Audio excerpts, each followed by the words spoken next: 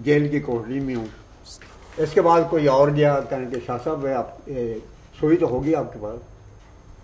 कहने लगे कि अब शादी के पास सुइयां रह गई हैं, क्या कहते हो तुम? कोई 2-3 और आए तो वो बड़े जलाल में आ गए, कहने को शर्म करो, मैं को यहाँ पर कोई मैंने दुकान खोली हुई है, मेरे कारखाना है। इसके बाद एक अरारी गए, उन्होंने बड़े जोरदार लहजे में कहा कि हजरत शाह साहब आपके पास तो हर चीज होगी, सुई हम तलाश कर रहे हैं।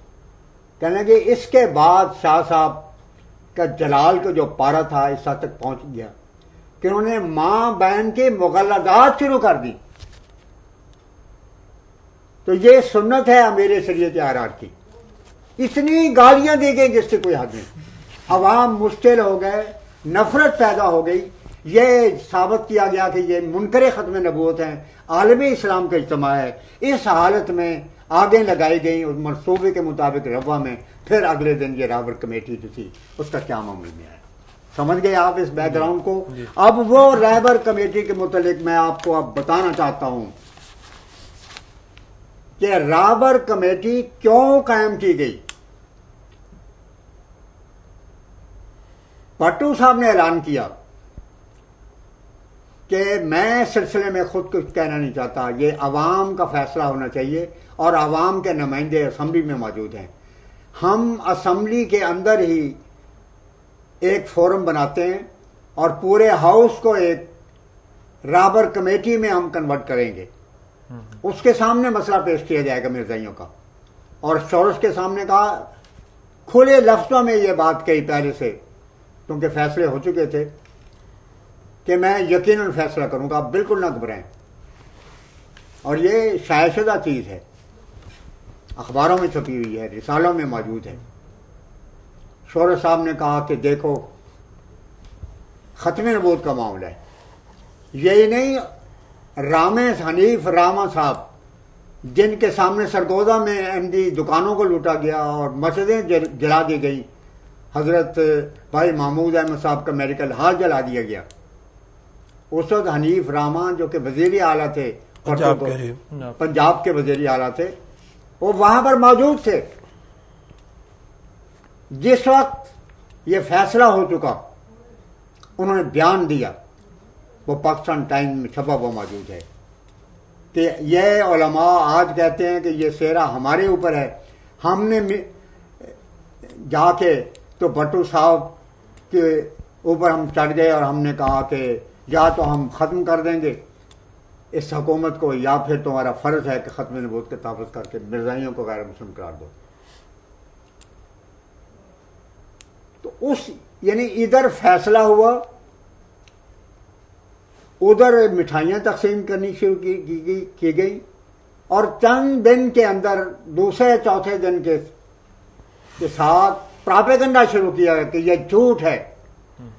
पीपल्स पार्टी वाले तो घर से निकले ही नहीं है। ये सारा काम तो मुअज़्ज़ज़ रसूल पाक सल्लम के जो उलमा थे ये उन्होंने से अंजाम दिया है। हम थे जिन्हें भट्टू साहब ने कैद में डाल दिया था, क्योंकि भट्टू साहब नहीं चाहते थे कि सेहरा उनके नाम हो। तो कहने लगे कि हमने कुर्बानियां दी, पीपल्स पार्टी का कोई शख्स भी जेल में नहीं गया। तो उन्होंने कहने लगे कि मेरे पास उलमा आए और उन्होंने कहा कि हम अपनी दाढ़ियों से भट्टू साहब के बूट शरीफ को साफ करने के लिए तैयार हैं अगर वो मिर्जाइयों को दायरे इस्लाम से खारिज कर दें। जब यहां तक किस्सा हुआ तो इसके बाद वो राबर कमेटी का ऐलान किया गया। मगर राबर कमेटी के मुतालिक मैं आज खुले लफ्जों में दुनिया भर के हर दानिश्वर को यह बताना चाहता हूं कि वो कमेटी इसलिए नहीं बैठी थी कि ये मालूम करें कि जमात अहमदिया खातम नबीन मानती है या नहीं मानती। वो कमेटी जैसे कि दस्तावेजी सबूत मौजूद हैं, इसलिए बैठी थी कि ये तो साबित हो ही कर दिया है हमने कि मिर्जाई खत्म नबूवत के मुनकर हैं। अब हमने फैसला यह करना है कि खत्म नबूवत के मुनकरों को क्या सजा दी जानी चाहिए कानूनी एतबार से। यही वजह है کہ جس وقت یہ فیصلہ ہوا تو فیصلے کا عنوان یہی تھا کہ منکر ختم نبوت، منکرین ختم نبوت کو غیر مسلم قرار دے دیا گیا. تو یہ عجیب بات تھی، جو ختم نبوت کا منکر ہے اس کے متعلق کسی فیصلے کی تو ضرورت ہی کبھی پیدا نہیں ہو سکتی تھی. جو خدا کو نہیں مانتا اس کے متعلق کبھی اسمبلی بیٹھی ہے کہ اس کو ہم مسلمان سمجھیں یا غیر مسلم قرار دیں؟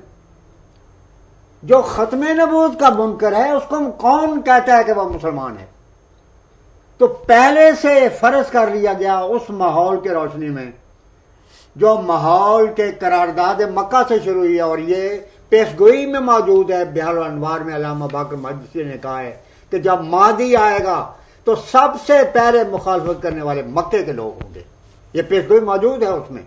یہ تو سوال ہی پیدا نہیں ہوتا کہ کوئی منکر ختم نبوت ہو اور اس کے متعلق کوئی دنیا کی مسلمان حکومت کروڑوں روپے خرچ کرے اسمبلی کے. اب یہ اگر آپ دیکھیں کتنا بجٹ صرف ہوا ہے. رابر کے احمدیوں کی جائیدادیں کروڑوں تباہ ہوئی، خربوں روپے پاکستان کے تباہ کیے گئے. اسمبلی میں جانے والے علماء کے لیے خزانے روزانہ کے جو جاتے تھے، عیش بھی کرتے تھے، رہائش کے سامان گورنمنٹ کی طرف سے ہوتے تھے. پھر جو اس کے اوپر خرچ کیا گیا خربوں رقم تھی جو کہ عوام کے سے لیے ہوئے یا سعودی عرب سے لیے ہوئے خزانے سے بے درے خرچ کی گئی، اور خرچ کی گئی تحفظ ختم نبوت کے لیے.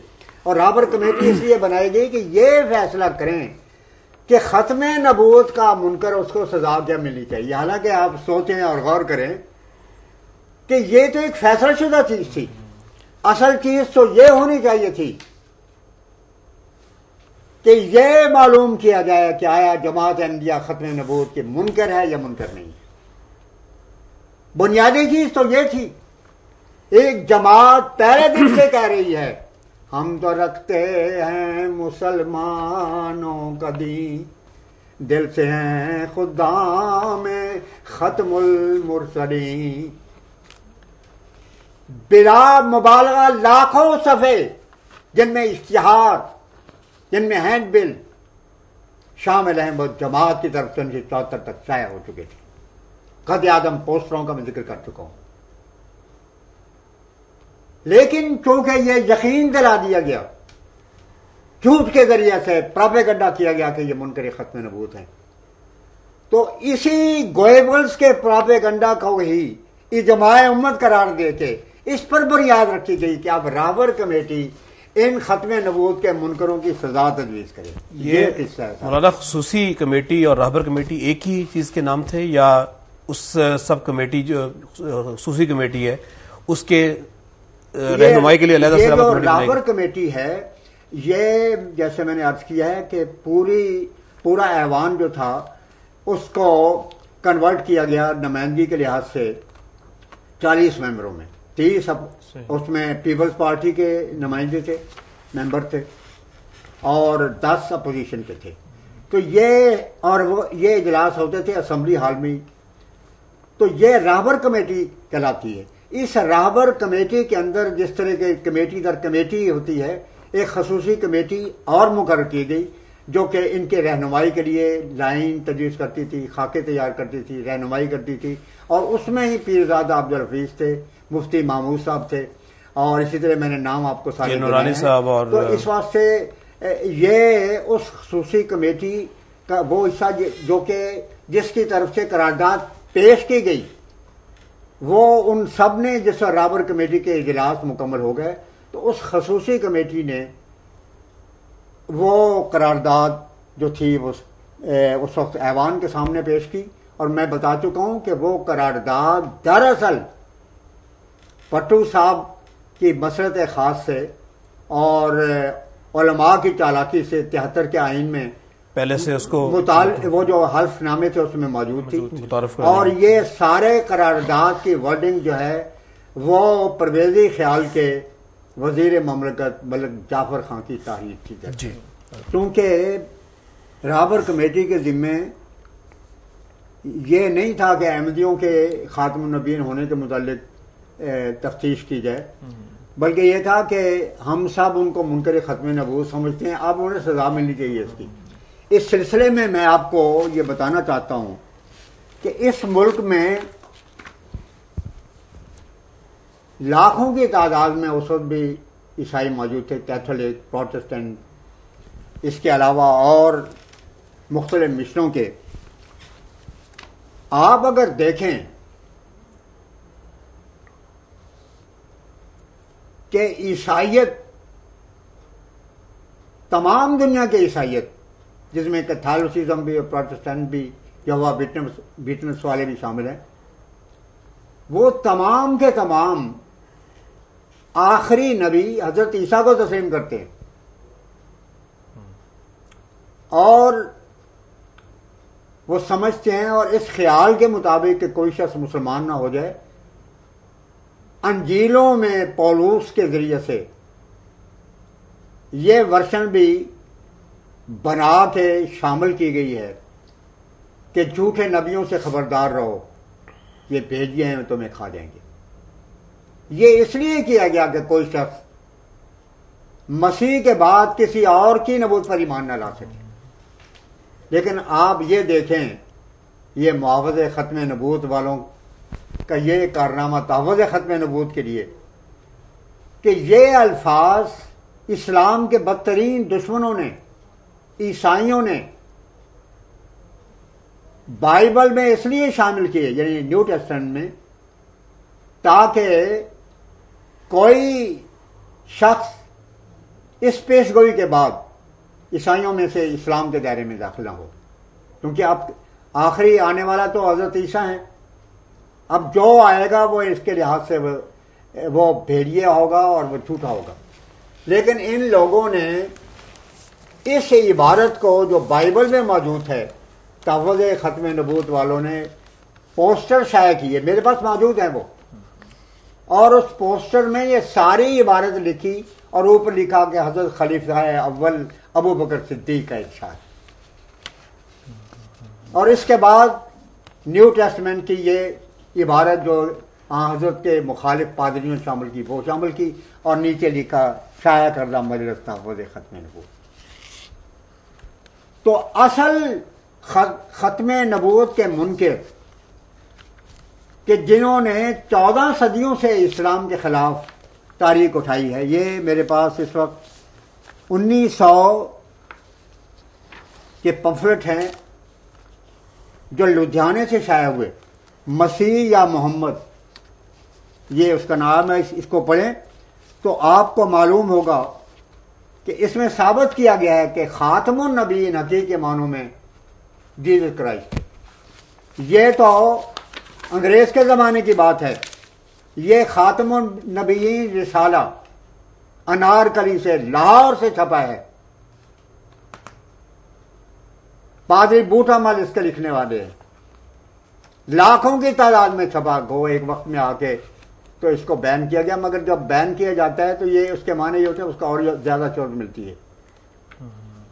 اس رسالے میں کھلے لفظوں میں بتایا گیا ہے کہ یہ جھوٹ ہے کہ حضرت کو جو لوگ کہتے ہیں خاتم النبیین ہیں، وہ تو ان کی تو کوئی حیثیت نہیں ہے۔ اصل خاتم النبیین جو کہ خدا کے بیٹے بھی ہیں وہ حضرت جیسس کرائسٹ ہیں جناب۔ تو اصل منکرین ختم نبوت تو یہ تھے جن کے متعلق اسمبلی میں فیصلہ ہونا چاہیے تھا، مگر یہ ساری سازش، کیونکہ اس کے پیچھے عیسائی شامل تھے، ان کی پشپرائی تھی، ان کی سکیم تھی، ان کی پلاننگ تھی، اس لیے آپ حیران ہوں گے کہ یہاں بھی 53 میں بھی اور 74 میں بھی عیسائی مشنوں نے، صوبہ خان اور دوسرے بڑے بڑے لیڈروں نے یہ اعلان کیا کہ ہم تعوض ختم نبوت میں اس موجودہ تحریک میں مرزائیوں کے خلاف ہیں اور مجلس آرار کے ساتھ ہیں۔ صحیح، کتنی حیران کن بات تھی۔